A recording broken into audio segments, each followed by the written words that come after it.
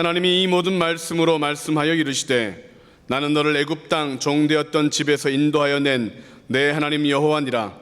너는 나 외에는 다른 신들을 내게 두지 말라. 너를 위하여 새긴 우상을 만들지 말고 또 위로 하늘에 있는 것이나 아래로 땅에 있는 것이나 땅 아래 물속에 있는 것의 어떤 형상도 만들지 말며 그것들에게 절하지 말며 그것들을 섬기지 말라. 나 내 하나님 여호와는 질투하는 하나님인즉 나를 미워하는 자의 죄를 갚되 아버지로부터 아들에게로 3, 4대까지 이르게 하거니와 나를 사랑하고 내 계명을 지키는 자에게는 천대까지 은혜를 베푸느니라. 너는 내 하나님 여호와의 이름을 망령되게 부르지 말라. 여호와는 그의 이름을 망령되게 부르는 자를 죄 없다 하지 아니하리라. 안식일을 기억하여 거룩하게 지키라. 엿새 동안은 힘써 내 모든 일을 행할 것이나 일곱째 날은 내 하나님 여호와의 안식일인즉 너나 내 아들들이나 내 딸이나 내 남종이나 내 여종이나 내 가축이나 내 문 안에 머무는 객이라도 아무 일도 하지 말라. 이는 엿새 동안에 나 여호와가 하늘과 땅과 바다와 그 가운데 모든 것을 만들고 일곱째 날에 쉬었음이라. 그러므로 나 여호와가 안식일을 복되게 하여 그날을 거룩하게 하였느니라. 내 부모를 공경하라. 그리하면 내 하나님 여호와가 내게 준 땅에서 내 생명이 길리라. 살인하지 말라. 간음하지 말라. 도둑질하지 말라. 내 이웃에 대하여 거짓 증거하지 말라. 내 이웃의 집을 탐내지 말라. 내 이웃의 아내나 그의 남종이나 그의 여종이나 그의 소나 그의 낙이나 무릇 내 이웃의 소유를 탐내지 말라. 아멘. 오늘 말씀은 십계명이라고 하는 말씀입니다. 굉장히 딱딱하고 힘든 말씀입니다. 그럼에도 불구하고 그 십계명을 말씀을 전해야 되는 저의 이 부담스러운 마음을 이해해 주시고 오늘 은혜롭게 들을 수 있기를 또 함께 나눌 수 있기를 간절히 바랍니다. 출애굽기 19장 1절의 말씀에 보면 하나님께서 이스라엘 백성들이 출애굽한 지 3개월 되던 날 그들이 시내 광야에서 하나님으로부터 10개 또 10계명을 받습니다. 오늘 19장 1절 말씀 우리 방송실에서 띄워줬는데요. 한번 읽어보겠습니다. 시작. 이스라엘 자손이 애굽 땅을 떠난 지 3개월 되던 날 그들이 시내 광야에 이르니라. 네, 광야 생활한 지 3개월 만에 하나님께서 보시고 이제는 이스라엘 백성들에게 법을 가르쳐 줘야겠다. 네, 그러면서 십계명에 대하여 말씀하셨습니다. 십계명을 주신 이유가 뭐겠습니까? 하나님께서 우리에게 십계명을 주신 이유는 오늘 읽은 본문의 말씀 출애굽기 20장 2절의 말씀입니다. 2절의 말씀 읽겠습니다. 시작.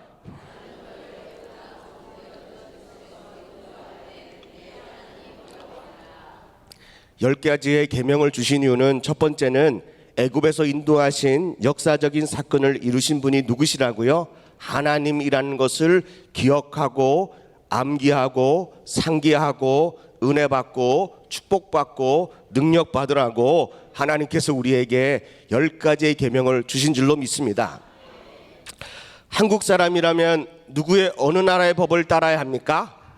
네, 당연하죠. 미국 사람이라면요. 미국의 법을 따라야 합니다. 하나님의 천국의 사람이라면요. 네, 맞습니다.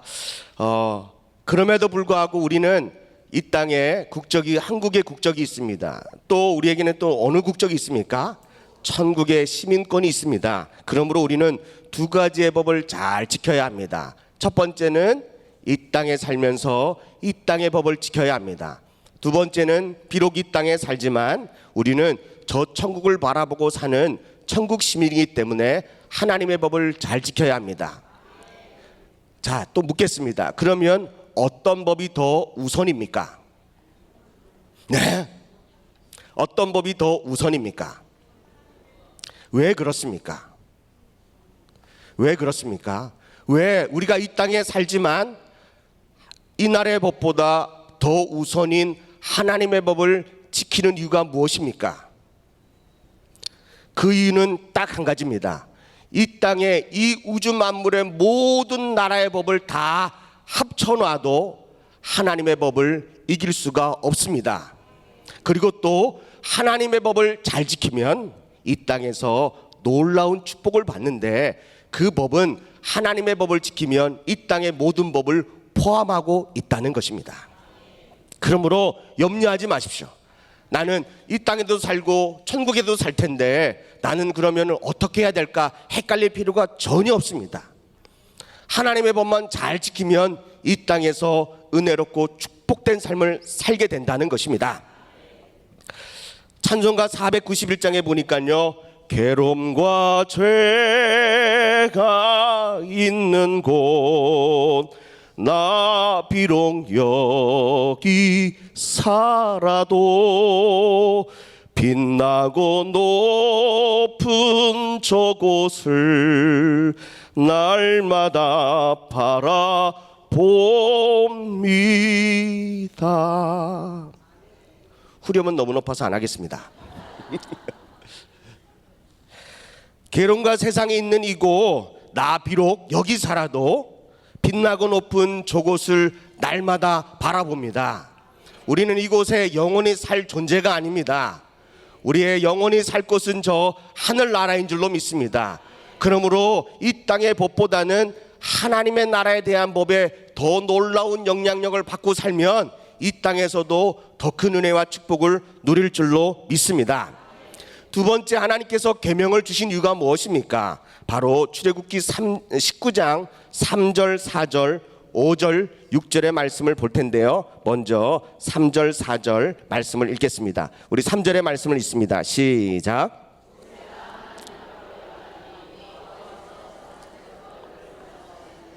너는 이같이 야곱의 집에 말하고 이스라엘 자손들에게 말하라. 4절이요. 시작. 내가 애굽 사람에게 어떻게 행하였음과 내가 어떻게 독수리 날개로 너희를 업어 내게로 인도하였음을 너희가 보았느니라. 5절입니다. 5절을 유심해서 잘 읽으십시오. 시작. 세계가 다 하나님께 속하였나니 너희가 하나님의 말씀을 잘 듣고 하나님의 언약을 지키면 너희는 모든 민족 위에 하나님의 소유가 되겠고. 할렐루야. 하나님께서 우리에게 십계명을 주신 이유는 이 말씀을 잘 지키면 하나님의 소유가 된다라고 하는 말씀을, 언약을 이루기 위하여 하나님께서 우리에게 계명을 주셨습니다. 세계는 다 누구의 것이라고요? 하나님의 것입니다. 왜요? 하나님께서 창조하셨기 때문에 그렇습니다. 하나님께서 만들었기 때문에 그렇습니다. 그러므로 이 하나님께서 만드신 이 우주 만물이 다 하나님께 속했는데, 그럼에도 불구하고 하나님의 소유임에도 불구하고 하나님께서 특별한 소유를 하신 것은 하나님의 그 언약을, 하나님의 말씀을 잘 듣고 지키는 자는 하나님의 소유가 된다는데요. 이 소유라고 하는 말은 히브리어로 세굴라. 이 히브리어로 세굴라인데요. 이 뜻은 뭐냐면 평범한 소유물을 말하는 것이 아니라 특별한 소유물, 아주 귀중한 소유물, 또는 매우 값진 소유물. 하나님께서 우리에게 10가지의 계명을 주신 이유는 우리를 소유 삼으시려고 하는데, 그 소유가 그냥 평범한 소유물이 아니라 아주 귀한 소유물, 아주 비싼 소유물. 하여튼 여러분들은 뭘 갖고 계시는지는 모르겠지만, 어떤 귀중한 것을 갖고 있는지 모르겠지만 그거하고 비교할 수 없을 만큼이나 너무너무 특별한 소유로 하나님이 저와 여러분들을 삼아 주시려고 하나님 우리에게 뭘 주셨다고요? 계명을 주셨다는 거예요. 이 계명만 지키면 하나님께서 우리를 어떻게 생각하신다고요? 특별 소유물입니다. 우리 옆에 분들에게 인사하겠습니다. 내가 특별 소유물이다. 시작. 이는요, 강조하는 것입니다. 날 무시하지 말라는 뜻입니다. 왜냐하면 하나님이 날 어떤 소유물로요? 특별한 소유물로. 여러분들 막 그냥 다이아는 한 번도 안 봐가지고 모르겠는데요, 막 이게 막 이렇게 막 제 머리만 만한 게 있다 할지라도요, 하나님께서 여러분들과 비교할 때 뭘 더 소중히 여기겠습니까? 저는 이걸 소중히 여길 것 같은데요. 네. 하나님께서요, 우리를 그거보다도 비교할 수 없을 만큼이나 아주 값지고 소중하고 아주 존귀한 특별한 소유물로 삼기 위하여 계명을 주신 줄로 믿습니다. 그러므로 저와 여러분들이 특별한 존재다라고 여기신다면 여러분들은 어떤 삶을 살고 있어요? 하나님의 계명을 지키고 사는 삶을 살 때에 하나님께서 놀랍고 귀하고 복된 소유물로 하나님이 삼아 주시는 줄로 믿습니다. 시편 135편 4절의 말씀에 보니까요, 여호와께서 자기를 위하여 야곱 곧 이스라엘을 자기의 뭘로 삼았대요? 특별한 소유물로 택하셨다는 것입니다. 하늘비전교에 속해 있는 저와 여러분들도 하나님께서 여러분들을 특별한 소유물로 삼기 위하여 하나님이 우리에게 특별한 계명을 주셨는데, 이 계명을 지키기만 하면 하나님이 우리를 가장 귀하고 복되고 소중한 소유물로 삼아 주시는 줄로 믿습니다. 특별한 소유물이 된 성도들은 어떻게 살아야 합니까? 잘난 척하고 살아야 됩니까? 뻐기고 살아야 됩니까? 남을 무시하고 살아야 됩니까? 네가 더 소중하냐, 내가 더 순정하냐, 이거 가지고 따지고 들어야 됩니까? 그것은 절대로 아닙니다. 베드로전서 2장 9절의 말씀에 보니까요, 자, 읽겠습니다. 시작. 그러나 너희는 택하신 족속이요 왕같은 제사장들이요 거룩한 나라요 그의 소유된 백성이니 이는 너희를 어두운 데서 불러내어 그의 기이한 빛에 들어가게 하신 이의 아름다운 덕을 선포하게 하려 하심이라. 아멘. 하나님이 우리를 특별한 소유물로 삼고 이 재많은 이 세상에서 이 소유물을 풀어놓으신 이유는 뭐 하라고요?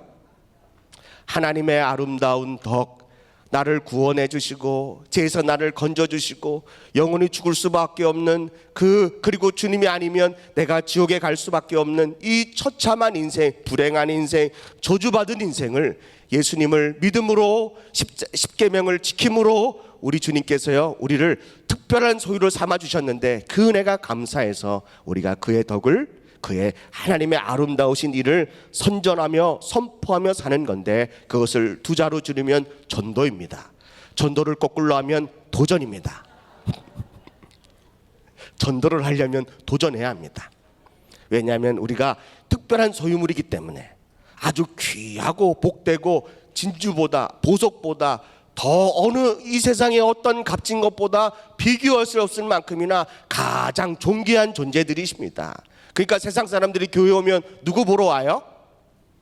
주님 보러 와요? 아유, 여러분들 주님 보러 오셨나요? 처음에? 네, 다 특별한 소유가 누군지 여러분들 보러 오시는 거예요. 여러분들의 삶이 너무나도 특별하고 너무나도 소중하니까 나도 그런 사랑을 받고 싶고 그런 존재가 되고 싶어서 내가 하나님 믿고 영접하고 예수 그리스도를 영접함으로 주님의 자녀가 되는 권세를 우리 주님이 주시는 줄로 믿습니다. 세 번째로 하나님께서 우리에게 계명을 주신 이유는 뭐냐면 출애굽기 19장 6절의 말씀입니다. 출애굽기 19장 6절의 말씀 읽겠습니다. 시작.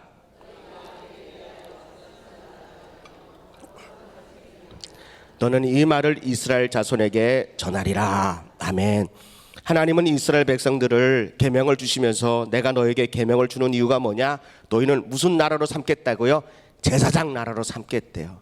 이 시대 당시에 제사장은 이 이스라엘 백성들이 하나님 앞에 각자가 예배 드릴 수 없었던 그런 때입니다. 반드시 제사장을 통하여 예배하고 제사함의 그 일을 통하여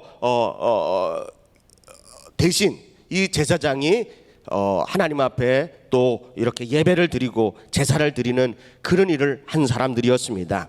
그래서 하나님의 율법을 지켜 행하면서 하나님께서 이 이스라엘 백성들을 제사장 나라로 선택한 이유는 온 세계를 향한 하나님의 구속 계획을, 구속 사역을 이루기 위하여 하나님이 특별하게 이 민족을 선택해 주신 줄로 믿습니다. 하나님과 열방 사이에 중재하는 제사장이 됨과 동시에 그들을 다스리는 권세를, 능력을 주신 줄로 믿습니다. 그러므로 다른 민족들과는 구별되게 택감받은 백성으로서 오직 하나님을 섬기며 그 뜻을 수행하는 성민, 거룩한 백성이 되게 하려고 하나님이 우리에게 택하시고 10가지의 계명을 허락해 주신 줄로 믿습니다. 그렇다면 이 10가지는 어떤 계명입니까? 여러분들도 잘 아시겠지만 우리 한번 한 계명 한 병을 다 따져다 보면 오늘 밤을 새야 되니까요. 네네, 그렇게 할 수는 없고 오늘 10가지의 계명을 우리 읽은 그 계명을 보면서요, 10가지의 계명은 먼저 나 외에 다른 신을 내게 두지 말라부터 시작하여 내 이웃의 집의 것을 탐하지 말라라고 하는 이 10가지 계명은 두 가지로 나눌 수 있습니다. 10가지의 계명을 두 가지로 나누는데 첫 번째와 네 번째까지, 첫째 계명부터 네 번째까지는 하나님에 대한 계명입니다. 우리가 하나님을 어떻게 섬겨야 하는가라고 하는 계명입니다. 그리고 다섯 번째부터 열 번째까지 6개의 계명은 이웃에 대한 계명입니다. 그렇다면 첫 계명부터 네 계명까지는 1계명부터 4계명까지는 하나님을 섬기는 일, 하나님을 섬기는 일인데 특별히 하나님을 사랑하는, 어떻게 사랑하느냐라고 하는 구체적인 방법을 말씀하고 있다는 것입니다. 5계명부터 10계명까지, 마지막 계명 10계명까지는 이웃에 대한 계명인데 이웃을 어떻게 사랑하는가에 대한 구체적인 계명을 우리에게 말씀하고 있다는 것입니다. 다시 말하자면 1계명부터 4계명까지는 하나님을 사랑하는 것고 6계명부터 10계명은 이웃을 사랑하는 것입니다. 이것이 합쳐지면 우리는 십자가의 사랑이라고 말씀하고 있다는 것입니다. 우리 주님께서 하나님의 애굽에서 구출하여서 내가 너의 하나님이 되겠다라고 하는 그런 계명을 주신 이유와 이 계명을 통하여 너희를 특별 소유로 삼겠다라고 하는 그 의미와 뿐만 아니라 너희가 제사장의 나라가 되고 거룩한 백성이 되기를 소원하는 마음으로 10가지의 계명을 우리에게 허락해 주신 줄로 믿습니다. 이 계명을 잘 지키면 하나님께서 어떤 은혜를 주실까요? 레위기서 26장 1절입니다. 레위기서 26장 1절. 여러분들 이 본문의 말씀은 여러분들이 줄을 쳐가면서요 여러분들이 읽어야 은혜가 될 줄로 믿습니다. 오늘 이 말씀은요 여러분들이 침을 튀어가면서요 몸을 부들부들 떨어가면서 아멘을 크게 하셔야 여러분들에게 임할까 말까 합니다. 왜냐하면 계명을 지켜야 하나님께서 이 은혜를 주시거든요. 한번 읽어보겠습니다. 시작. 너희는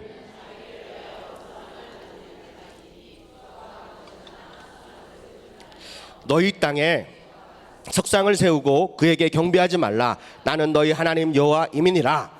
2절입니다. 너는 내 안식일을 지키며 내 성소를 경외하라. 나는 여호와이니라. 3절입니다. 너희가 내 규례와 계명을 준행하면, 다시 말하자면 10가지의 계명을 너희가 지키면 하나님께서 4절 이하의 축복을 주시는데 어떤 복이 있는지 한번 보겠습니다. 4절입니다. 시작. 내가 너희에게 철을 따라 비를 주리니 땅에 그 소산물을 내고 밭의 나무는 열매를 맺으리라. 아멘. 하나님께서 우리에게 철을 따라 비를 주신다는 거예요. 그 비가 얼마나 소중한지 하나님께서 철을 따라 비를 주시니까, 때에 맞는 은혜를 주시니까 우리의 삶에 어떤 역사가 일어나느냐. 5절입니다. 너희 타작마당은 포도 딸 때까지 미치며 너의 포도 따는 것은 파종할 때까지 미치리니. 포도를 계속 따는 거예요. 심을 때부터 시작하여 또 거둘 때까지는 계속해서요. 이 밭에 거두면 이 밭에 나고 이 밭이 없으면 저 밭에 있고. 왜요? 철을 따라 계속해서 비를 주시니까 여러분들의 포도밭의 열매가 항상 시시철철 시시분분초초 하나님의 은혜와 축복의 열매가 주렁주렁 맺어 있는다는 것입니다. 우리는 하나님이 주신 계명만 지켰더니 하나님이 우리의 삶 가운데 날마다 철을 따라 비를 내려주신대요. 그것뿐만 아니라 너희 음식을 배불리 먹고 너희 땅에 안전하게 거주하리라. 아멘. 여러분들 지금은 이해가 안 되지만, 지금은 배부른 게 뭐가 축복이냐라고 이해가 안 되지만, 너무너무 배가 불러서 이제는 배가 고파야 오래 산다라고 하는 그런 이상한 이야기도 하지만, 이때 당시에 이스라엘 백성들과 모든 사람들과 모든 세계 민족들이 배가 불러야 복 받는다고 지금은 알고 있다는 것입니다. 여러분들이 아멘 안 할 줄 알았습니다. 배부르는 것이 싫거든요. 그래서 주방에서 밥 뭐 이렇게 할 때마다, 배식할 때마다 조금만 주세요, 조금만 주세요, 조금만 주세요. 왜 많이 드세요? 3,000원 벌금 내야 돼요. 조금만 주세요, 조금만 주세요.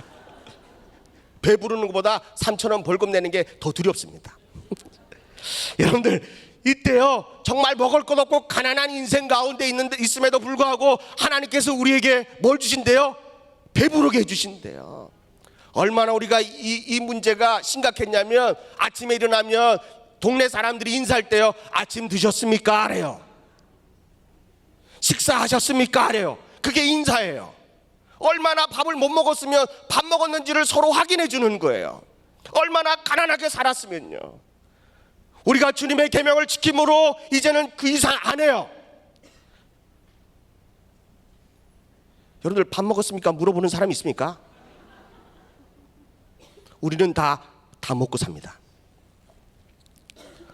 하나님께서요, 우리가 그 계명을 지킴으로 신앙생활을 함으로요, 하나님이 우리에게 너무너무 배부르는 축복을 허락해 주신 줄로 믿습니다. 5절의 말씀을 보십시오. 이제는 6절의 말씀입니다. 이제는 배부르는 거에 끝나는 것이 아니라, 읽겠습니다. 시작. 내가 그 땅에 평화를 줄 것인즉 너희가 누울 때 너희를 두렵게 할 자가 없을 것이며 내가 사나운 짐승을 그 땅에서 제할 것이요 칼이 너희의 땅에 두루 행하지 아니할 것이며 7절입니다. 너희의 원수를 쫓으리니 그들이 너희에게 앞에서 칼에 엎드려 질 것이라. 8절입니다. 또 너희 다섯이 몇을 쫓는데요? 100을 쫓고 너희 100이 만을 쫓으리니 너희 대적들이 너희 앞에서 칼에 엎드려 질 것이다 라는 것입니다. 여러분들 약한 짐승들은 내 주위가요 안전하다고 느껴질 때 눕는데요. 주님께서 우리를 뭐라고 비유하셨습니까? 너희는 사자다 이러십니까? 네, 우리는 어디에 비유하셨죠? 양이라고 비유합니다. 양은 가장 연약한 존재입니다. 그래서 무리를 지어서 살 수밖에 없습니다. 우리 하늘빛의 성도들도 이렇게 무리를 지으니까 강해 보이잖아요. 한 사람 한 사람 나가보면 그렇게 연약해 빠질 수가 없습니다. 허리 아프고 다리 아프고 머리 아프고 뭐 아프고, 그런데 모이면요 주님이 고쳐주신대. 그리고 그런 기운을 은혜를 받아가지고 막 그래요. 또 나가면요 허리 아프고 다리 아프고, 또 모이면 힘이 생기는데 흩어지면 자꾸 힘이 빠져요. 우리가 연약해서 그렇다는 거예요. 사랑하는 성도 여러분, 우리 주님께서요 우리에게 평화를 주신대요.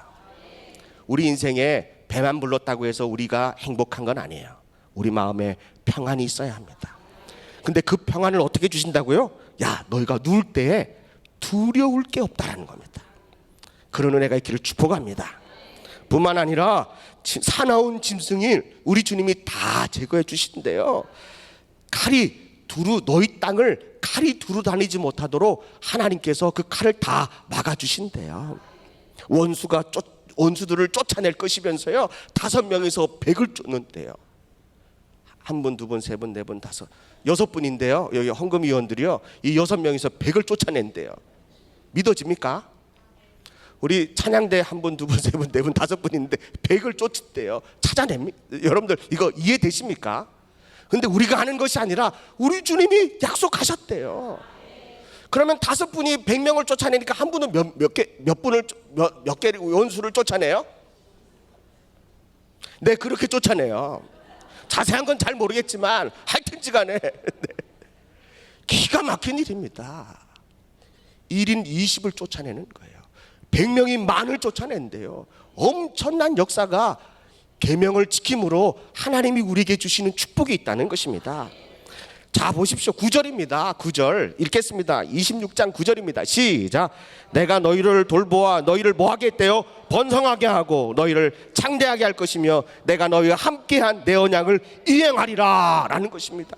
특별한 소유이기 때문에 하나님께서도 특별하게 우리를 보호하시고 지키시고 하나님께서 약속하신 그 일들을 특별하게 이행하시겠다는 것입니다. 더 특별한 건 10절입니다. 너희는 오래 두었던 묵은 곡식을 먹다가 새 곡식으로 말미암아 묵은 곡식을 치우게 될 것이래요. 더 이상 우리가 묵어 있는 것, 또 이렇게 시들어 있는 것을 먹지 않게 하나님이 날마다 우리에게 뭘 주시겠대요? 새로운 곡식, 새 곡식을 주시겠대요. 계명을 지키는 성도들마다 새 은혜가 임하기를 축복합니다. 새 축복이 있기를 축복합니다. 새 마음으로 항상 우리가 젊음을 가지고 살 수 있기를 주님의 이름으로 축복합니다. 13절입니다. 다 읽으면요 오늘 우리 또 혈압이 너무 많이 올라갈 것 같아가지고 26장 13절입니다. 읽겠습니다. 시작.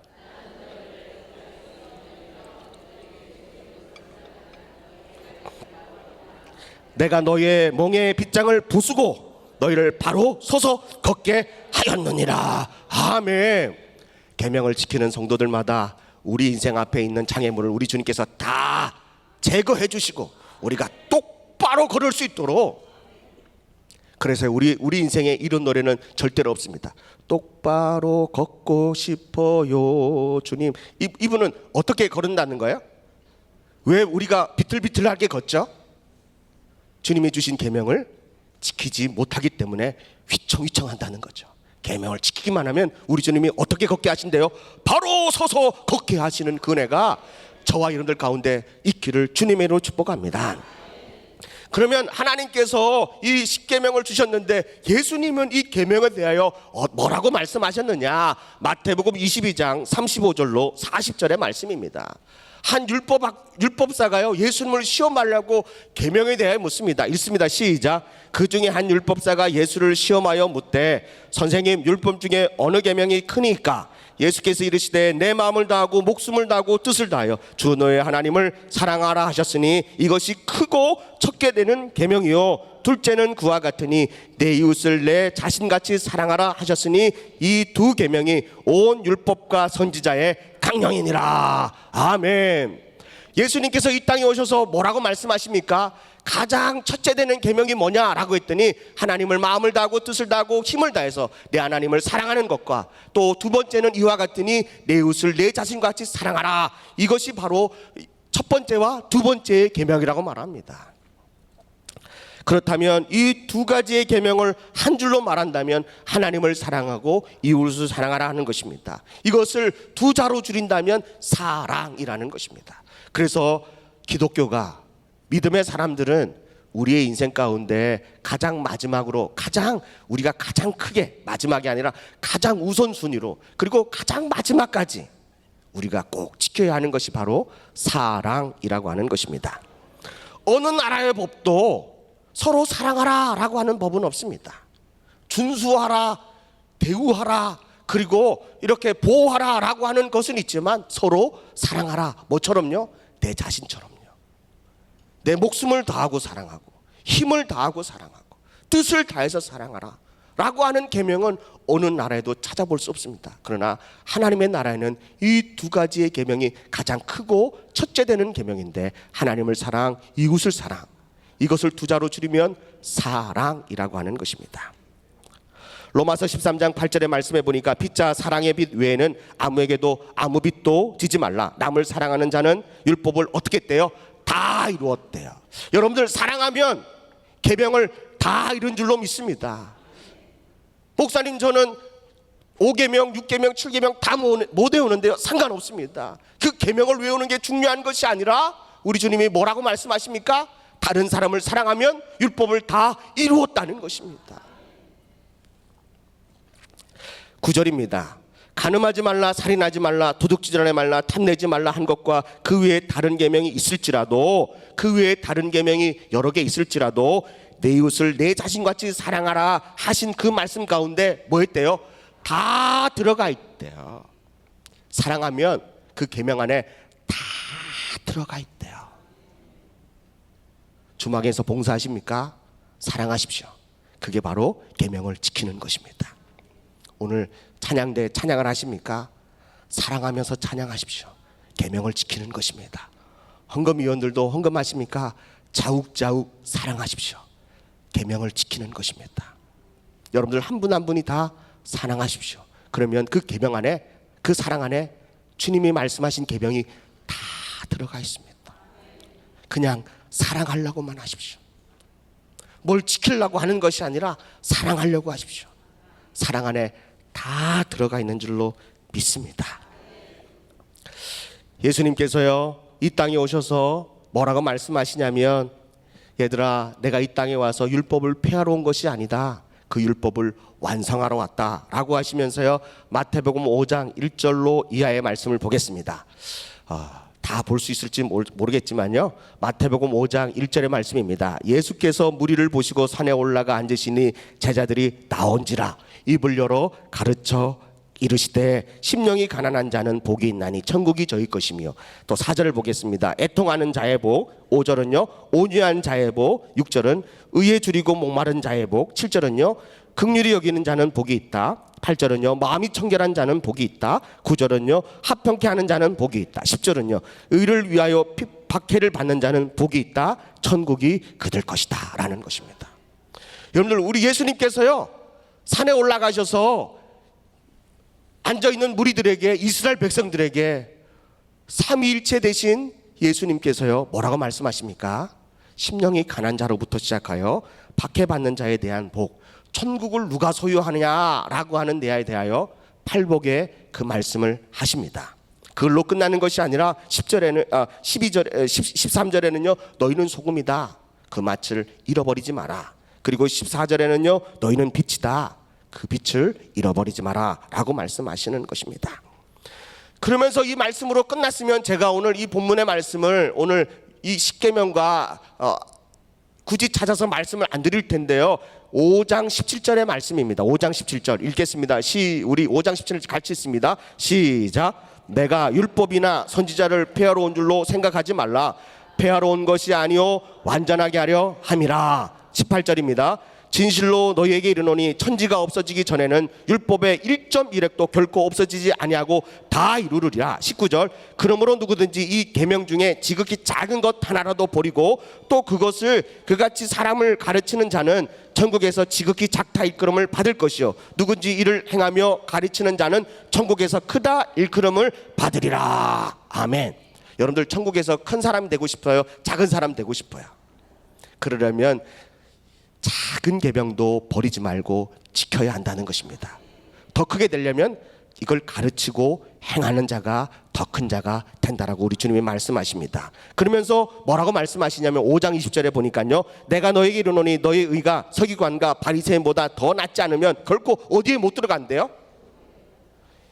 그 시대 당시에요, 율법에 대한 박사, 율법에 대한 전문가는 바로 바리새인과 서기관들입니다.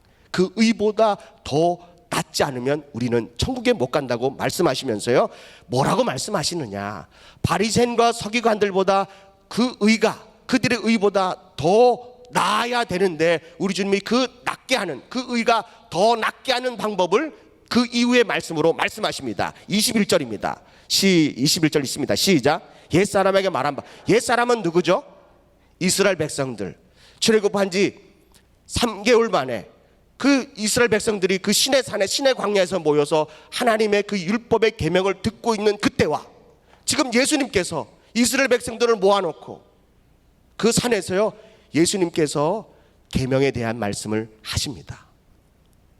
여러분들, 출애굽 20장의 말씀과 마태복음 5장의 말씀을 함께 펴놓고 읽으면 예수님의 하신 말씀과 하나님께서 하신 말씀이 기가 막히게 놀라운 축복의 말씀으로, 은혜의 말씀으로, 그리고 우리가 정말 이렇게 살아야겠다라고 하는 그 도전의 말씀으로 오는 줄로 믿습니다. 자, 21절입니다. 옛사람에게 말한 바, 뭐 하지 말래요? 살인하지 말라, 계명입니다. 살인하지 말라 했더니 누구든지 살인하면 심판을 받게 되리라 하였다는 것을 너희가 들었으나, 이거는 누가 다 지키는 거예요? 바리새인과 서기관들이 살인하지 말라라고 하는 이 계명을 끝까지 지키는 거예요. 어떤 순간에도 사람을 죽이지 않는 그런 바리새인과 서기관들입니다. 그런데 그분들보다 더 의가 높으려면 우리는 어떻게 해야 되느냐라고 하는 것이 바로 22절입니다. 22절이요. 시작. 형제에게 대하여 나가라 하는 자는 공회에 잡혀가게 되고 미련한 놈이라 하는 자는 지옥불에 들어가게 되리라. 바리새인과 서기관들은요, 살인을 하지 않아요. 사람을 실제로 죽이지는 않습니다. 그런데 그들은 뭐 한다고요? 형제들을 향하여 쉽게 노하고 분을 냅니다. 나가라, 이 쓸모없는 놈이다 라고 인격적인 모독을 합니다. 미련한 놈이다 라고 이렇게 욕을 합니다. 우리가 바리새인과 서기관보다 그 의가 더 높아지려면 뭐라는 겁니까? 살인하지 말라고 하는 하나님께서 주신, 출애굽하면서 광야에서 3개월 만에 살인하지 말라라고 하는 그 깊은 뜻은 뭐죠? 그냥 사람의 목숨을 해하지 말라라고 하는 것입니까? 그것은 아니라는 거죠. 예수님께서 이 땅에 오셔서 그 율법을 완성하기 위하여 살인하지 말라라고 하는 그 깊은 뜻은 뭐냐면 형제들에게 화내지 말라는 거예요. 젊은 부부의 이 말씀을 드렸더니요, 한 형제가 화를 내더라고요. 어떻게 화를 안 냅니까? 그래도 내지 말라니까 내지 말라는 거죠. 근데 화가 자동으로 오토매틱으로 그냥 막 화가 나는 거 있죠. 그럴 때마다 우리 어떻게 해야 됩니까? 형제와 화해하라고 말합니다. 하나님 앞에 예물을 드리려고 들고 가는데 갑자기 형제와 다툰 생각이 나서요, 내가 잘못한 일이 있어서 그 예물을 제단에 두고 가가지고 먼저 형제들과 화해하고 예배를 드리라고 말씀하고 있다는 것입니다. 가끔 젊은 부부 이렇게 예배 드리다 보면요, 젊은 부부는 이렇게 뭐 그렇다고 해서 여러분들 너무 부담 가지 마십시오. 누구든지 올 수 있으니까요. 네, 그런데 혼자 오면 안 됩니다. 부부가 꼭 와야 됩니다. 왜냐하면 부부 예배이기 때문에 그렇습니다. 그런데요, 이렇게 예배 드리다 보면 이렇게 매주 이렇게 같이 이렇게 앉는데요, 보면 따로 앉을 때가 있어요. 10중 8구 뭐 한 겁니까? 토요일 날 대판 오고 온 겁니다. 거리가 멀면 멀수록요, 싸움의 그 강도가 커다는 거죠. 가까이 이렇게 앉았는데도 좀 멀리 떨어졌다 그러면은 애 문제 때문에 싸운 거고요. 또 이렇게 했다 돈 문제 때문에 싸운 거고요. 이렇게 했다 그러면요 날 무시해서 싸운 거고요. 이런 걸 이 거리를 통해서 알 수가 있어요. 그런데 제가 이 말씀을 드리고 나니까 젊은 부부 집사님들이 끝나고 나니까 또 나한테 한 얘기냐, 나 들으라고 하는 얘기나, 그래 너 들으라고 하는 얘기입니다. 제가 겸손하게 말씀드렸습니다. 27절의 말씀을 보십시오. 27절 5장 27절 또 뭐라고 말합니까? 또 간음하지 말라 하였다는 것을 너희가 들었으나 바리새인과 서기관들은요 절대로 간음하지 않고요 자기의 정도를 딱 지킵니다. 그런데 주님께서 이 계명을 완성하기 위하여 뭐라고 말씀하시냐면 28절입니다. 시작. 나는 너희에게 이르노니 음욕을 품고 여자를 보는 자마다 이미 마음에 간음했다라고 말합니다. 바리새인과 서기관보다 의가 높으려면 우리 마음도 깨끗해야 합니다. 그런데요, 때로는 오른쪽 눈이 간음하게 만들었어요. 그러면 어떻게 하래요? 성경에서요? 빼라는 겁니다. 눈 하나 없이 온몸이 천국에 가는 게 홀썩 났다는 거죠. 오른손이 간음하게 만들었대요. 그러면 어떻게 해야 되는 거예요? 다리가 여러분들 너무 끔찍해요. 잔인하고 그래요. 눈도 뽑아라 그러고 팔도 찌르는데, 그러면 이 앞에 있는 오 목사는 멀쩡하겠습니까? 다음 주 설교 때 오른쪽 빠져 있고요, 그 다음 주 설교 때 왼쪽 빠져 있고, 그 다음 설교 때 양팔 잘려 있고 그렇습니다. 근데 우리 주님께서 뭐라고 말씀하시냐면 부부관계에 있어서요 31절에 아내를 버리려거든 이혼 증서를 가지고 버려라. 그러나 그 이후에 음행한 이유 없이는 아내를 버리지 말라. 그러나 음행했다 할지라도 아내가 남편이 그런 일을 했다 할지라도 뭐라는 겁니까? 사랑하라는 것입니다. 이 말씀을 드렸더니 젊은 부부에서요 난리가 난 거예요. 어쩜 그럴 수 있냐고, 어쩜 그렇게 해야 된다고 말씀드렸습니다. 왜냐하면 우리가 맹세했기 때문입니다. 내가 하나님 안에서 하나님께서 짝지어 주신 결혼 부부이기 때문에 어떤 것으로도 그것을 나눌 수 없다라고 성경은 말씀하고 있기 때문에 그렇다는 것입니다. 그래서 우리 주님이 허투루 맹세하지 말라 그러는 거예요. 맹세했으면 지키라는 거예요. 그래서 제가요 그때 젊은 부부들에게 다 물었습니다. 맹세하셨죠? 맹세하셨죠? 맹세하셨죠? 그랬더니 어떤 부부가요 안 했다 그러더라고요.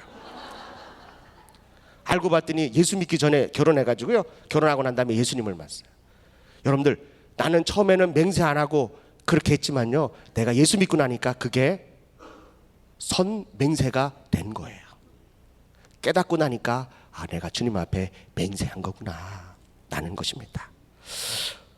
또 뿐만 아니라 38절에 또 눈은 눈으로 이는 이로 갚으라 하였으나 내가 너에게 그것을 너희가 들었으나 라는 겁니다. 눈을 상하게 하면 눈 하나만 뽑으면 된대요. 그런데 사람이 워낙 악하기 때문에 눈이 하나 이렇게 빠졌어요. 집에 갔더니 너무 화가 나가지고 재판에 서서요 이제 자 그러면 눈은 하나 빠졌으니까 너도 눈만 빼세요. 눈 하나를 빼려고 그랬더니 너무 화가 나가지고요. 한 손가락으로 이렇게 해야 되는데 화가 나서 두 손가락으로 푹 쑤셨더니 눈 두 개가 이렇게 상해진 거예요. 그러면 이제 가해자와 피해자가 바뀝니다. 자, 눈 두 개 잃으신 분이요, 눈 하나를 찔러야 됩니다 라고 했더니 눈 두 개 잃었는데 어떻게 눈을 찔러요? 보이지도 않으니까 막 사방 막 찌르는 거예요. 그렇게 말씀했는데 오늘 뭐라고 말합니까? 율법을 완성하는데 39절입니다. 나는 너에게 이르노니 악한 자를 대적하지 말라. 누구든지 오른뺨을 때리면 왼뺨도 돌려대라. 속옷을 달라 그러면 겉옷까진 줘라. 억지로 오리를 가라 그러면 심리까진 가져라. 누가 꾸고자 하면 그냥 줘라. 원수를, 이웃을 사랑하고 원수를 미워하라고 했는데 이 말씀은 제가 지킬 수 있을 것 같아요. 원수를 사랑하고 이웃을 사랑하고 원수를 미워하라 하였다는 것을 우리가 들었는데 주님은 뭐라고 말씀하시죠? 원수도 사랑하라. 박해하는 자를 위하여 기도하라 라고 말씀하십니다. 이것이 바로 하나님께서 우리에게 주신 계명이라는 것입니다. 요한복음 마지막으로 13장 34절 35절 말씀을 읽겠습니다. 우리 찬양팀 나와주시고요. 우리 요한복음 13장 34절 35절의 말씀입니다. 예수님께서 우리에게 새 계명을 주셨는데, 자 읽겠습니다. 시작. 새 계명을 너에게 주노니 사랑하라. 너희가 서로 사랑하면 이로써 모든 사람이 너희의 제자가 된 줄 알리라 라고 말합니다. 우리 주님께서 우리에게 새 계명을 주셨습니다. 애굽에서 출애굽하고 3개월 만에 그 시내 광야에서요, 이스라엘 백성들의 10가지의 계명을 주셨는데 그 위에 수천 년의 시간이 흐르고 이제는 예수님께서 직접 이 땅에 오셔서요 우리에게 새 계명을 주십니다. 그 계명이 뭐라고요? 서로 사랑하는 것입니다. 우리 옆에 분들을 사랑하십시오. 가장 가까이 있는 아내와 남편을 사랑하십시오. 내가 배 아파서 난 아이지만 때로는 미워할 때가 있지만, 원수같이 생각될 때가 있지만 그 자녀들을 사랑하십시오. 교회 안에서도 마찬가지입니다. 쉽지 않은 일입니다. 매일 매주 매 예배 시간마다 봐야 하는 그 보기 힘든 그 성도를 사랑하라고 합니다. 그것이 율법의 완성이라고 합니다. 사랑하면 그 안에 다 들어있다고 말합니다. 여러분들 오늘 이 시간 다른 것 기도하지 말고요, 주님 저에게 사랑의 마음을 주세요. 어떤 누구보다도 사랑할 수 있는 마음을 주세요. 우리 이 시간 예수를 한번 세 번 보러 통서로 기도하겠습니다.